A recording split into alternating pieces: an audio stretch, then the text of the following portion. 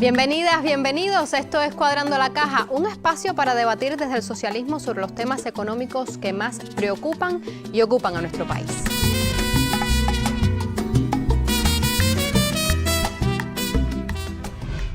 Yo soy Laura Prada y hoy estaremos hablando sobre los fundamentos económicos que recoge la Constitución cubana.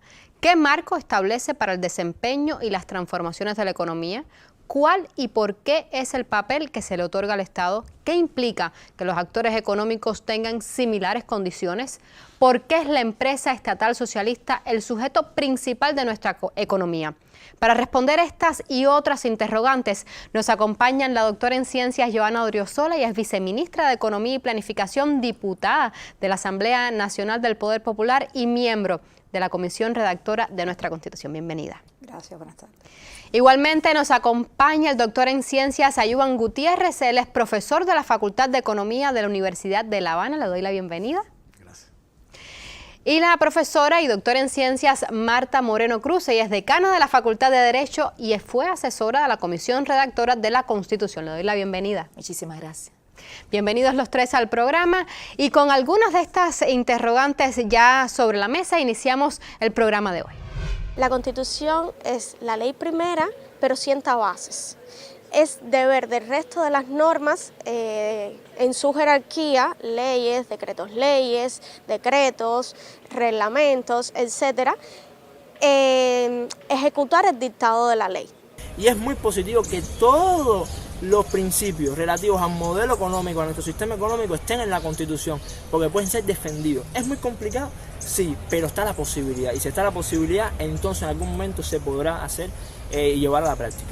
A la existencia o el reconocimiento desde el punto de vista legal del mercado y cómo el mercado vendría a ser un nuevo espacio para que confluyan nuevos actores económicos junto al Estado, siendo el Estado a través de distintas entes como la empresa estatal socialista, siendo el principal actor económico de la economía cubana, el espacio precisamente el mercado donde confluyen estos actores económicos y donde todos se relacionan entre sí en aras de solventar las necesidades sociales de la población y de crear nuevos espacios para la fomentación de servicios sociales, servicios públicos y servicios económicos. Yo creo que tiene una nota importante de novedad y en esa novedad creo que tiene también una nota importante de retos, ¿no? De retos a superar, pero que son retos necesarios de desintroducción en el país para que acompañe el derecho a esa realidad que estamos viviendo. No solo vale conocer lo que dice la Constitución, sino que hay que estar actualizado con relación al cronograma legislativo, con relación a todas las leyes que se van actualizando. En ese sentido, lograr la apropiación de ese concepto, porque ha sucedido que las personas se desentienden del mismo y entienden como que esa propiedad socialista de todo público, efectivamente es de todos, pues como que no es de nadie. El propietario es el pueblo común, ¿verdad? Y entonces lo que hace el Estado a través de la administración pública es administrar, precisamente gestionar todos esos bienes a partir de empresas públicas, la empresa estatal socialista, para el mejor desarrollo sostenible de la economía y de los intereses y las necesidades sociales. En estos momentos no tenemos una ley actualizada, porque la norma que tenemos sobre propiedad estatal es del 2002, si mal no recuerdo, está en proceso a largo plazo que se dicte una nueva norma al respecto. Una ley de empresas que recoja, como ya decíamos, la autonomía de las empresas, que recoja también esa, digamos que aquellos parámetros para la organización de las empresas, para la dirección de las empresas, que recoja también lo que ya mencionábamos de la responsabilidad y, por supuesto, una ley de insolvencia patrimonial. Escuchábamos a jóvenes, estudiantes y profesores de la Facultad de Derecho que nos daban un acercamiento al tema del programa de hoy. Y ahora iniciamos. ¿Por qué hacer ley los fundamentos económicos del país? Cuando digo ley me refiero a ponerlos en la Constitución. ¿Es esto una práctica extendida en el mundo? Profesora Marta, bienvenida nuevamente. Bien, bueno, sí, en las constituciones de los diferentes países generalmente está lo que se conoce como Constitución Económica, donde recogen los principios, los valores que sustentan el modelo económico existente en cada uno de esos países. De acuerdo a ese sistema económico imperante, por supuesto varían esos contenidos. En sistemas de corte más capitalista, liberales, predominan sobre todo en esas constituciones temas como la libre competencia, la libre empresa, la iniciativa privada como elemento esencial, el principio a partir de esa iniciativa privada que el Estado entra, o las empresas públicas, cuando realmente esa iniciativa privada es insuficiente, no alcanza, son cuestiones fundamentales. Y, por supuesto, en otros países como el nuestro, a partir de nuestra Constitución, promulgada en el 2019, nuestro proyecto económico-social que refleja esta consonancia con nuestra conceptualización del modelo económico, con los lineamientos que fueron aprobados y, por supuesto, respaldada en todo el proceso de consulta y referendo con más del 86%.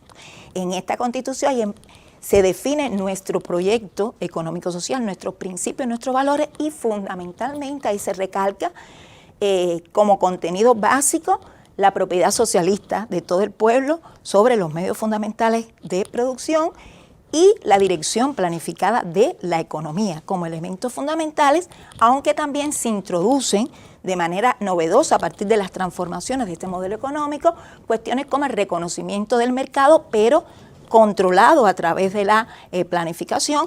Se reconoce la propiedad privada como una de las formas de propiedad, pero como ya dijimos, la propiedad principal es esa propiedad socialista sobre los medios fundamentales de producción. Y se reconoce también ese principio de complementariedad. Nosotros hablamos en esta materia entre los diferentes actores económicos que se reconocen a partir de la ampliación de las diferentes formas de propiedad que también están reconocidas. Y ahí, en esa ampliación de los actores, decimos la complementariedad porque, aunque como ya se ha planteado, la empresa estatal es la fundamental, los demás actores complementan de esta manera el funcionamiento de la economía. ¿Por qué? Ayuban, bienvenido. ¿Por qué convertirlo en ley y tenerlo en la ley máxima del país? A ver, la economía es un sistema. Y es un sistema que además está regido por leyes que son objetivas y que establecen el movimiento de este sistema. Lo que pasa es que desde los inicios de la historia de la humanidad, decía Carlos Marx que la historia de la humanidad es la lucha, la historia de las luchas de clase, pero al mismo tiempo es la historia de cómo desde el poder se trata de construir relaciones que estabilicen el sistema. Porque se reconoce como un principio que es muy difícil desarrollarse sin estabilidad económica, social, etc. Por lo tanto, no se puede reproducir el poder si no hay cierta estabilidad. Y en eso juega un papel, en mi criterio de no especialista como jurista, pero desde el punto de vista de economista político, juega un papel importante todo el marco regulatorio, en este caso que hablamos la Constitución como marco general en que establece todas estas relaciones, juega un papel fundamental porque trata de darle estabilidad a ese sistema dentro de determinado marco, cosa que es esencial. Hoy no se puede entender, o no sé si existe, mi compañera jurista, no sé si conocerá algún país que no tenga una constitución económica o que al menos tenga algún conjunto de leyes superiores, etcétera, fundamentales, que no regule al menos los fundamentos o los principios económicos de una sociedad. Johanna, bienvenida. Gracias. Por favor. Yo creo que los compañeros que me preceden de alguna manera explicaron los elementos fundamentales. El artículo 1 de la Constitución dice que Cuba es un Estado de Derecho y de justicia social, y para hacerlo tiene que tener un ordenamiento jurídico que está precedido, que la norma fundamental es la Constitución. Y en todos esos aspectos que regula la Constitución, esta lo que viene es como que a delimitar el ámbito de actuación desde el Estado, los agentes económicos y las personas y ciudadanos. Es decir, que todo lo que se regula en la Constitución viene siendo como el espacio de delimitación para conocer cuál es el sistema político, económico, el sistema de derechos que cada país tiene. En el caso nuestro, como en muchos otros, como se explicaba, hay una parte para los fundamentos económicos que viene siendo el punto de partida para todo el ordenamiento jurídico económico que va a existir en el país y que son los elementos que a partir de eso tenemos que construir el resto de las relaciones de las que se hablaba. ¿Por qué, a pesar, entonces, ahora que usted avanzaba sobre este tema, y yo quisiera preguntarles por qué, a pesar de haber sido ampliamente debatido el texto constitucional a todos los niveles en nuestro país y por un tiempo bastante prolongado, ¿por qué aún persiste hoy cierto desconocimiento y se llega hasta manipular esos fundamentos que se explican y se detallan en la Constitución? Por favor. Bueno, yo creo que puede ser que haya temas en los que tenemos que insistir por falta de cultura jurídica que pueda haber, porque se dan, pasa el tiempo después que se aprueba una Constitución y bueno, se van emitiendo leyes, pero realmente es un referente obligatorio para cualquier actuación y para cualquier definición posterior de comportamiento de todos los que estamos bajo la jurisdicción de un Estado. Por tanto, yo creo que a veces a lo mejor no explicamos lo suficiente, no hay suficientes espacios a lo mejor de debate sobre estos temas, pero ciertamente a la Constitución hay que ir cuando se habla de cualquier tema y en particular cuando se refiere a los temas económicos, los fundamentos económicos vienen siendo la brújula del desarrollo o la articulación de todo lo que se diseña posteriormente. Profe, ¿por qué pueden ser manipulados? ¿Ese desconocimiento lleva a la manipulación o manipula las conciencias de aquellos que no lo han entendido? Es que nuestra Constitución, de manera general, yo creo que introduce cambios importantes. Bien, la Constitución de 2019, no solo desde el punto de vista de la economía, que son cambios trascendentales a partir de estos principios nuevos que se incorporan, sino también en la estructura del Estado, que cambia, en los derechos, en las garantías de esos derechos. Yo creo que también es un cúmulo amplio de información, de interrelación, una Constitución que hay que interpretarla en contexto, en la articulación, porque los fundamentos económicos, como bien planteaba Giovanna, no se pueden deslindar de conocer, por supuesto, los fines de nuestro Estado, la estructura del Estado, como decía, los derechos tienen que conocerse ampliamente. Y por tanto, tenemos que seguir insistiendo porque son temas novedosos, son temas complejos, conlleva conocer la Constitución nueva también en materia económica, conocer la conceptualización de nuestro modelo, conocer los lineamientos y sabemos toda la interrelación de temas novedosos, no solo, insisto, económico, que ya es amplia la gama, porque lo económico incluye financiero, bancario, etcétera, sino otras cuestiones también desde nuestro sistema político, que debemos conocerlo para insistir. Por eso tenemos que, por supuesto, programas como estos y en la divulgación permanente tenemos que tenerlo presente.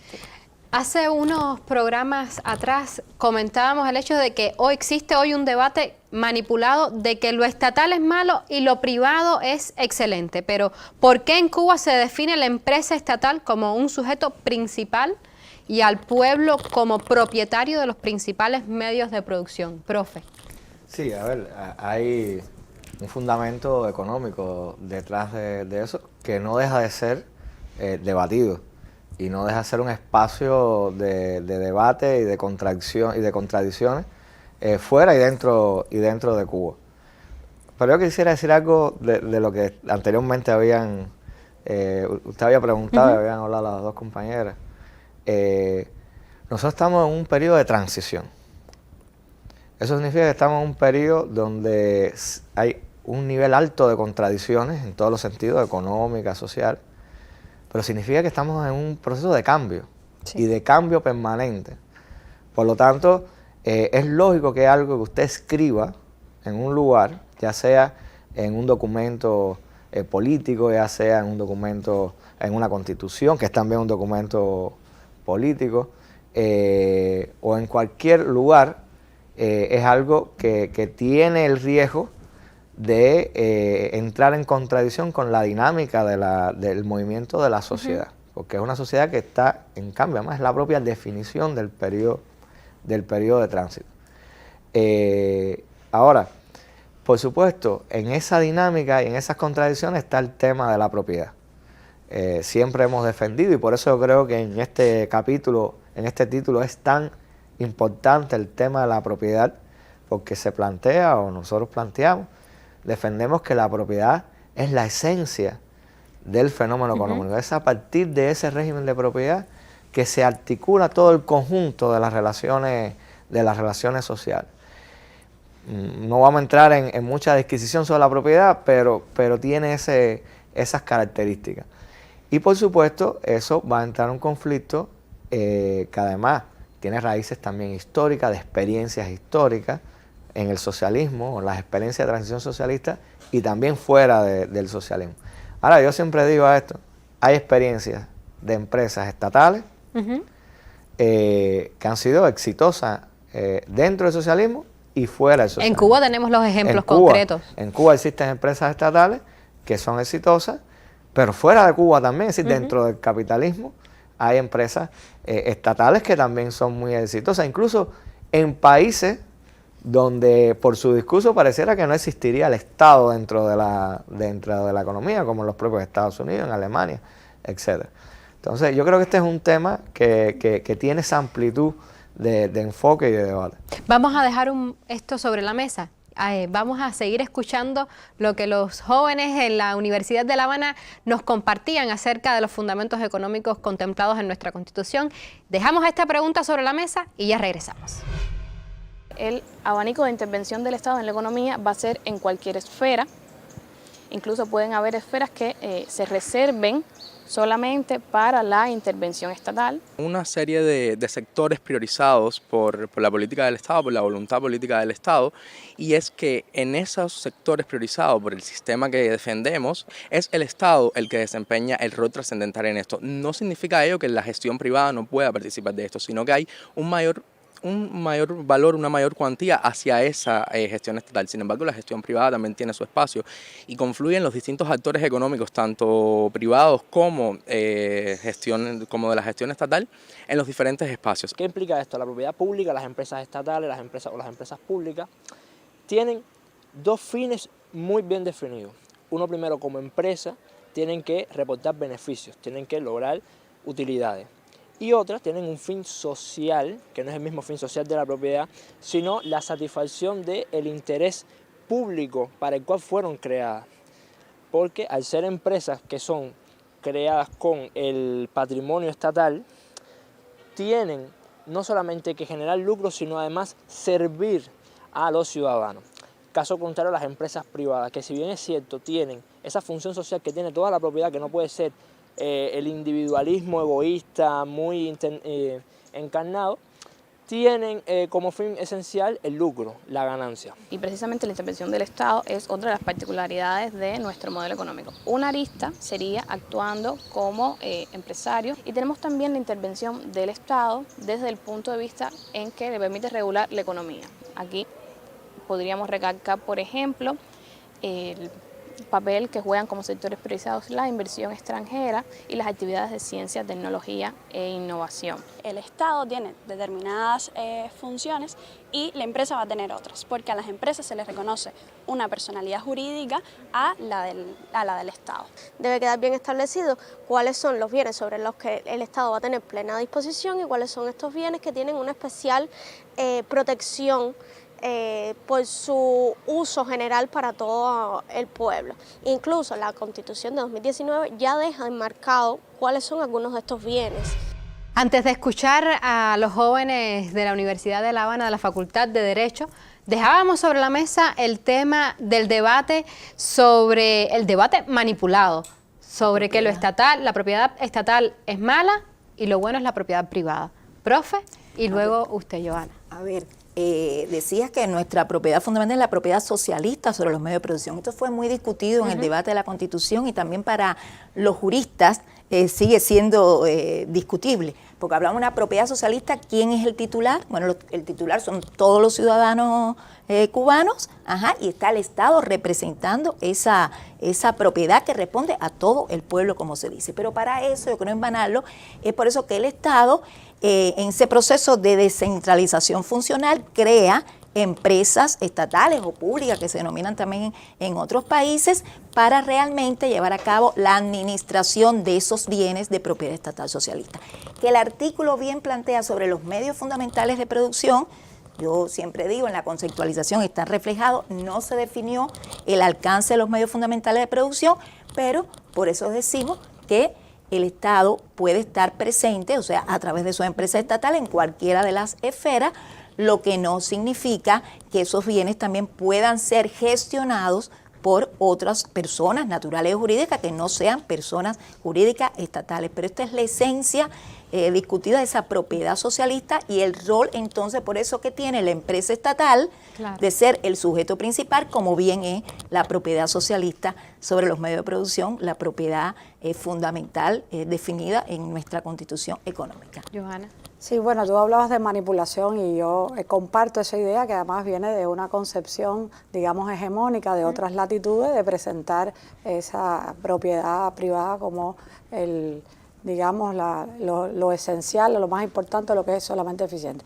Yo no creo que incluso podamos decir eso en ningún caso, es decir, no es buena o mala per se por el tema del tipo de propiedad, sino por las definiciones regulatorias que pueden haber, por el entorno en que se desarrollan esos actores, por si tiene facultades para tomar decisiones o si tiene que estar pidiendo permiso. Es decir, no podemos comparar si de alguna manera se juega con reglas de juego diferentes y por eso de alguna manera también en algunos casos se habla de interactuar en similares condiciones para evaluarlo. Y bueno, se decía de alguna manera, nosotros tenemos casos exitosos, nosotros decimos que hay buenos empresarios estatales y malos empresarios estatales en la realidad nuestra y buenos empresarios privados y malos empresarios. Es decir, no tiene que ver con el tipo de propiedad, sino que tiene que ver con muchos elementos en el que está también, por supuesto, el elemento subjetivo y de las personas que lo integran. Por eso, para nosotros, y también se hablaba, es un fundamento del sistema socialista nuestro que esa propiedad social sea preeminente en los bienes fundamentales, porque así está concebido. Yo quería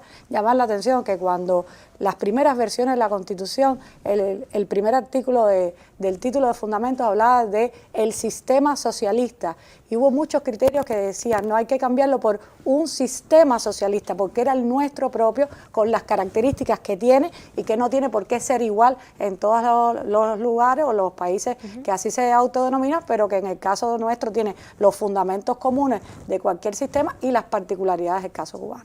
Ahora, ustedes mencionaban el término similares condiciones. ¿Qué implican esas similares condiciones de todos los actores económicos y que a la vez que se declare la empresa estatal como sujeto principal, no hay contradicción en ello?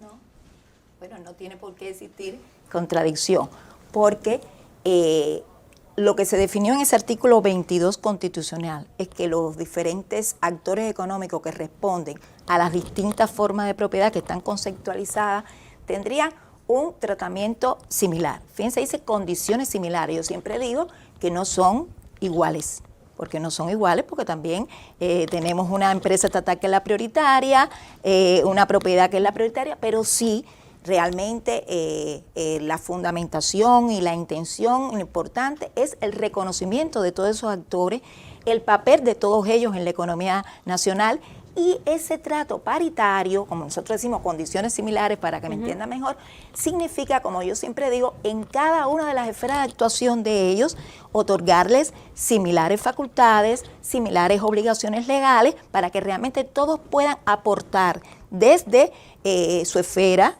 propia a la economía del país. Porque aquí está también el principio de asimilar a todos, de reconocerlos a todos. Por eso también las diferentes formas de propiedad, claro, el nacimiento de estos nuevos sujetos cooperativos, privado, la empresa mixta, porque todos deben aportar a lo que es, por supuesto, la dinámica social en el funcionamiento de nuestra economía, basado siempre en los principios que hemos establecido. Y así existen ya en nuestras normas que se están promulgando en apoyo al texto constitucional de desarrollo, cómo tratamos de que ese principio de condiciones similares, por ejemplo, en el Código Laboral, se reconozcan los derechos de todos los trabajadores, independientemente de cuál sector. Hablamos siempre en la contratación económica, que la tenemos desde antes de la Constitución. Ahí están todos los sujetos, todos son sujetos de la contratación económica. Hay principios que son iguales para todos esos actores y eso es lo que tratamos también al darle esas facultades en las diferentes normas, porque la Constitución es referencia, se le vayan otorgando en todos similares condiciones para que todos puedan tener la capacidad de obrar en la economía y de aportar a la prosperidad, el bienestar que todos requerimos. Yo creo que también en esta idea hay una intención política, y es la intención de enviar un mensaje, de romper determinados estigmas que existían anteriormente sobre el papel del mercado y sobre la propiedad privada y el papel de ambos en esa transición socialista. Y precisamente cuando uno dice condiciones similares, que no coincido perfectamente, me alegra mucho que le haya dicho la profesora, que no es lo mismo que condiciones iguales, son condiciones similares. Porque, por ejemplo, hay sectores donde habrá empresas, donde predominarán las empresas socialistas y no conviene ponerlas a competir o al mismo nivel de empresas privadas. Hay muchos ejemplos. En Cuba aportamos por un sistema universal de salud, educación, etcétera, y ahí es muy complejo esta otra forma de estructurar la economía. Ahora, lo que sí está claro, que usted no puede decir o no puede enviar el mensaje, o tiene que enviar el mensaje de estabilidad de que yo voy a permitir o voy a ampliar la propiedad privada, voy a ampliar el papel del mercado, por lo tanto tengo que darle la seguridad que van a ser tratados en un determinado nivel de seguridad jurídica, de seguridad política, económica, y en eso yo creo que ayuda el concepto de similares condiciones, porque uno puede decir, bueno, si la empresa estatal, la propiedad estatal es lo fundamental y lo único, yo puedo tener una vida entonces efímera, porque de pronto dejaré de ser lo principal, dejaré de ser importante dentro de este esquema, no tendré posibilidades de competir con una empresa estatal si en el mercado compite empresa estatal con el sector privado. Por eso se habla mucho de complementariedad entre la empresa estatal y las formas no estatales. Yo creo que era muy conveniente, me parece, en el sentido de justicia, ¿no? y de mensaje de estabilidad y de futuro, que estuviera esta condición dentro de la Constitución. Yo voy a avanzar un poco más entre los artículos que tiene este título 2 de la Constitución, y es que entre una de las tantas novedades que trae es que incluye algo como la ciencia y la tecnología en los fundamentos económicos. ¿Y por qué no en otra parte? ¿Por qué aquí, en el título donde se explican los fundamentos económicos? Profe. Yo tengo que decir que ese fue un aporte de los científicos en Cuba, cuando se discutieron las primeras versiones, que ciertamente siempre hubo artículos para la ciencia por la importancia que nuestro Estado le reconoce. Estaba en los títulos que se llaman Fundamentos Científicos, Educacionales, Culturales.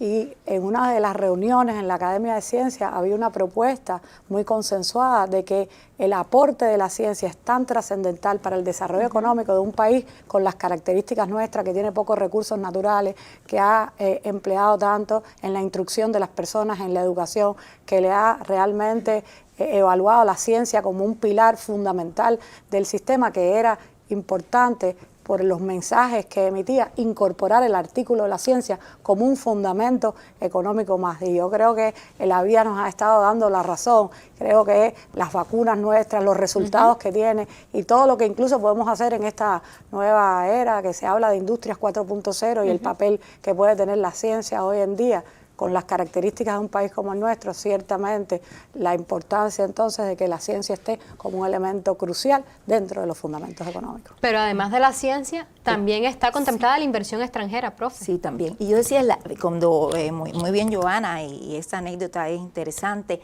fíjense que es ciencia, tecnología, hasta innovación. Y realmente, porque creo que es algo que nos distingue. Yo ahí siempre, cuando hablo del vínculo de la ciencia y economía, me acuerdo de nuestro Fidel, ¿no? Por siempre, porque siempre se dice, bueno, en nuestro país un hombre de ciencia y de pensamiento, pero él decía, en algún momento viviremos de las producciones de la ciencia. O sea, ya esa innovación y esa visión de lo que aporta la economía ahí. Y también se incluyó la inversión extranjera. ¿Por qué? Porque fíjense, dentro de los fundamentos económicos se determinaron dos sectores que en este momento para el país, en el momento en que se aprobó, y bueno, por supuesto, por esa perspectiva que tiene, son estratégicos para el desarrollo. Sí. Y uno de ellos, la ciencia, tecnología, y el otro, la inversión extranjera. Y fíjense cómo se plantea en nuestra Constitución la inversión extranjera, no ni como complemento, como algo importante para el desarrollo del país, pero siempre garantizando nuestra soberanía, que tiene que garantizar la soberanía, y el vínculo que siempre hacemos con el resto de la Constitución y de los fundamentos. Y por eso nosotros, bueno, tenemos nuestra ley de inversión extranjera, que está propuesta en este cronograma, en el próximo cronograma también a transformarla, a actualizarla, pero es que en esos fundamentos también de nuestra ley de inversión extranjera está, por sobre todo, que la ley de inversión extranjera es importante, es decisiva, bien, porque aportar muchísimo, sabemos que son los renglones fundamentales del país, la inversión extranjera, pero respetando siempre que, si bien por una parte las garantías que hay que darle a los inversionistas para promover la inversión, por otra parte el respeto a la soberanía nacional. Debemos hacer otra pausa. Ahora para escuchar al gurú de Jatibonico, ¿qué nos trae?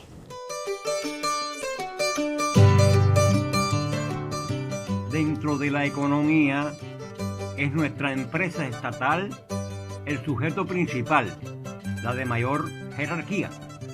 Pero ha de haber armonía en cada actor o eslabón. Así, la Constitución oportunamente impone que cada entidad funcione en similar condición.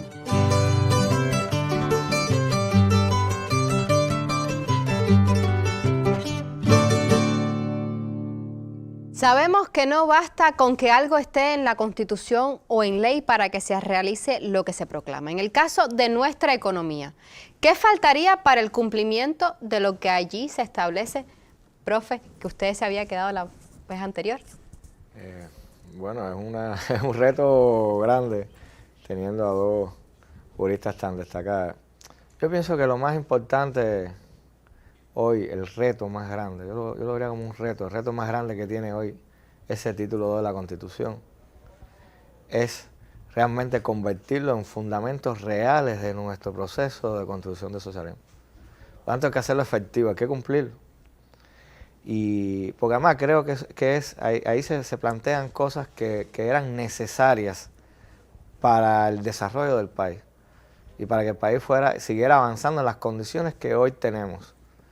Por lo tanto, yo creo que es esencial convertir la letra y el espíritu de la Constitución en realidades. Cuando nosotros decimos que el sector, la propiedad estatal socialista y nuestras empresas socialistas es el actor fundamental, eso tenemos que realmente convertirlo en que sea efectivamente ese actor fundamental y que sea un actor que realmente pueda articular a través de esa forma socialista al conjunto de las demás formas de propiedad. Yo pienso que eso es fundamental para avanzar en nuestro proceso de transición y de construcción del socialismo. Profe.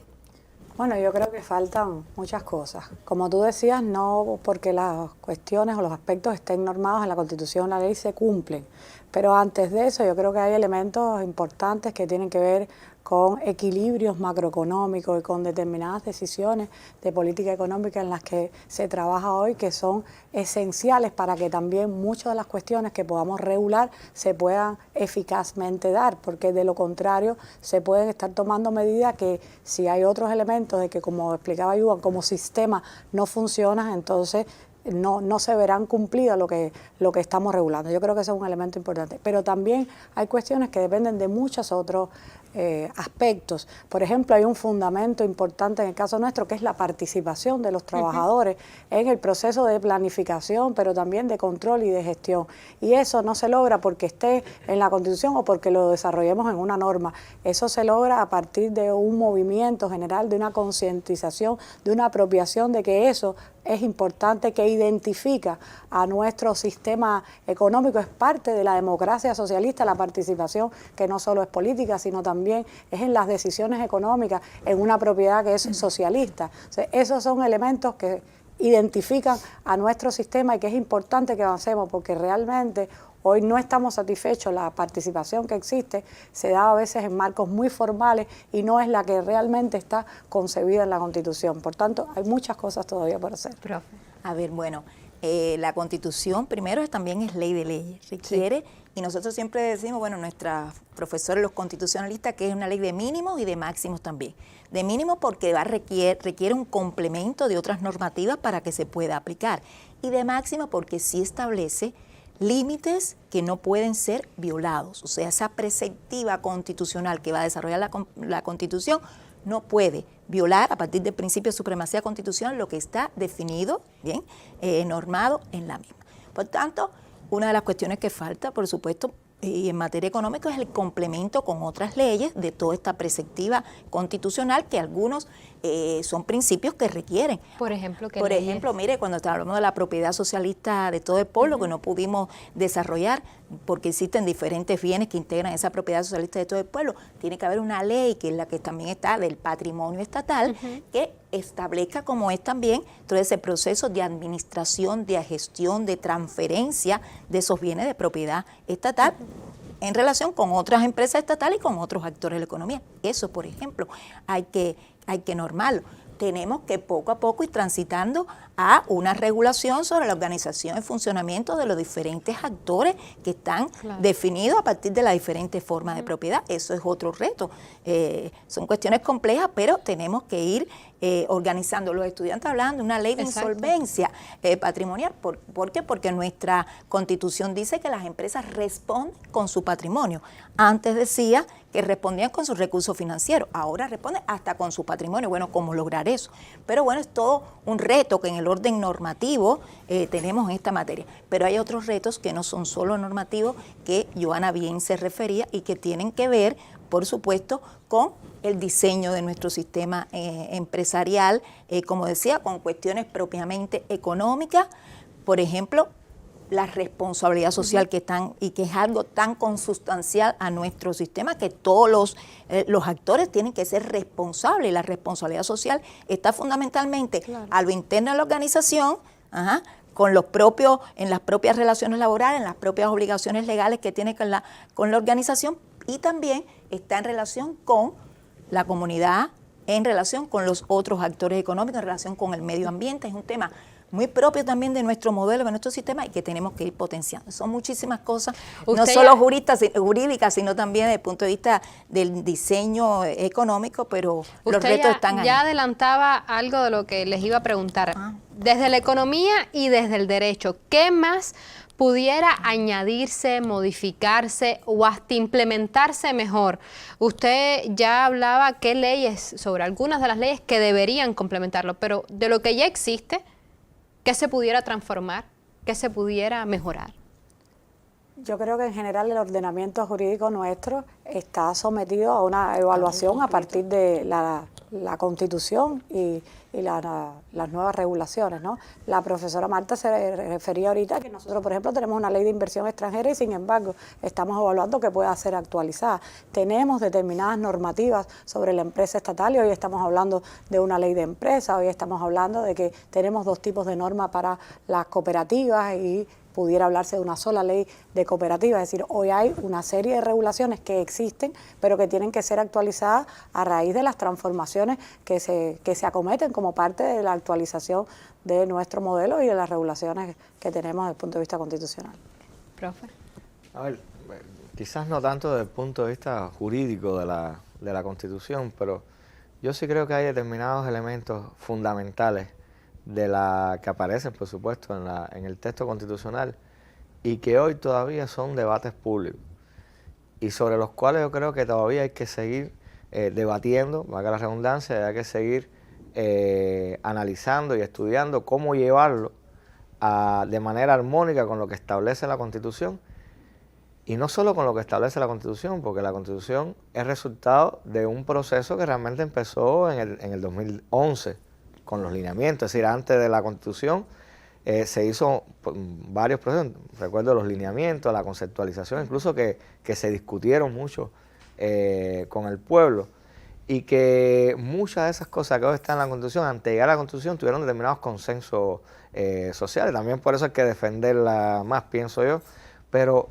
yo lo quiero enlazar con lo que decía anteriormente. Eso es que llevarlo a una estructura, a una implementación que sea efectiva y que esos fundamentos que están se cumplan en lo social, en el papel de la propiedad estatal, que es esencial porque, en mi opinión, es la que garantiza, en esencia, la reproducción del sistema de la manera en que entendemos la transición socialista, pero que también puede hacerlo de espalda ni al mercado como mecanismo objetivo que existe y que no puede ser suplantado totalmente por la planificación centralizada, pero también el papel que tienen las otras formas de gestión en este proceso, al final de buscar uno de los objetivos que está en el primer artículo, ese de la prosperidad, que además lo dice de una manera muy interesante, porque es la prosperidad individual y colectiva.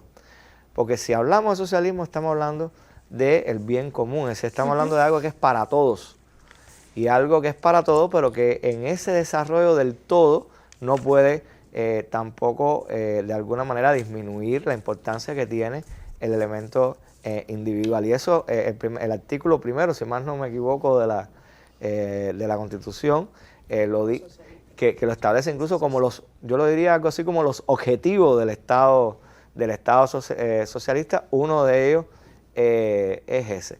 Y por último, yo sí creo también que algo que no hemos mencionado, pero que es muy importante y que está también presente en la Constitución, es la centralidad del trabajo.